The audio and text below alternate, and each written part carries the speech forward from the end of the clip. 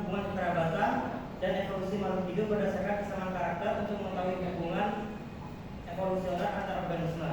Untuk konsep dasar filogenik sendiri ada 3. Yang pertama tentang evolusi, perubahan sifat makhluk hidup dari waktu ke waktu. Untuk yang kedua, nenek moyang bersama, asal keturunan yang sama dan dari beberapa organisme. Yang ketiga, divergensi, percabangan evolusi yang menghasilkan spesies berbeda. Yang selanjutnya yaitu tentang pohon filogenik. Pohon filogenik adalah diagram yang digunakan untuk menunjukkan hubungan kekerabatan sejarah evolusi antar organisme berdasarkan persamaan maupun perbedaan karakter yang dimiliki seperti morfologi, anatomi, fisiologi. Untuk yang selanjutnya tentang pendekatan analisis filogenik ada 2, tentang morfologi dan juga molekuler. Yang morfologi itu membahas tentang mengamati bentuk dan struktur tubuh organisme, sedangkan pendekatan molekuler itu menggunakan DNA atau gen untuk mengetahui hubungan evolusi. Untuk yang selanjutnya yaitu tentang metode analisis filogenik. Yang pertama adalah maksimum parsimoni, metode filogenik yang memilih pohon filoevolusi dengan perubahan karakter paling sedikit, digunakan untuk mengetahui hubungan kekerabatan organisme berdasarkan data DNA. Selanjutnya tentang Bayesian analysis. Metode analisis filogenik berbasis probabilitas, menggunakan data DNA atau gen untuk menentukan hubungan evolusi. Untuk yang selanjutnya yaitu tentang maksimum likelihood, memilih pohon dengan probabilitas tertinggi berdasarkan model evolusi. Yang selanjutnya network joining, metode berbasis jarak genetik antar takson. Yang terakhir tentang pengembangan filogenik dalam biologi. Pengembangan filogenik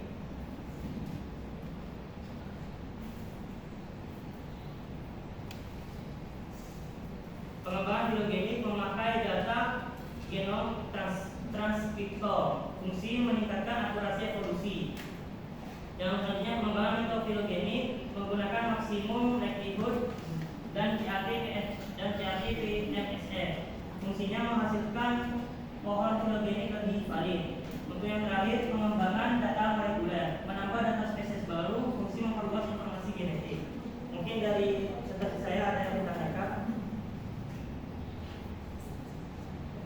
Ini terus saya lima.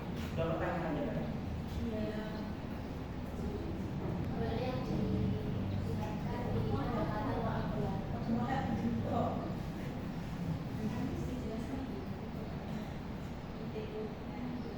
Itu kamu cuma membahas di DNA saja. Nah, sedangkan di pendekatan molekuler itu ada DNA, RNA, sama protein.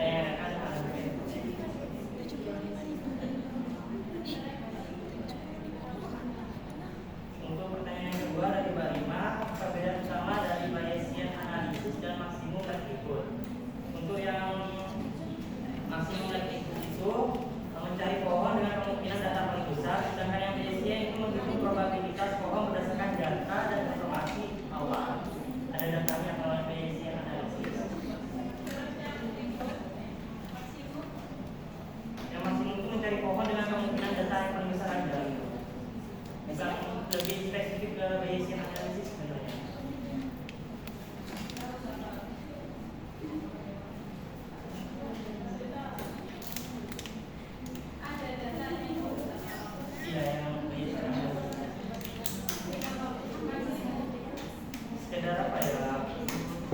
Cuma kalau kemungkinan datang lebih besar kemungkinan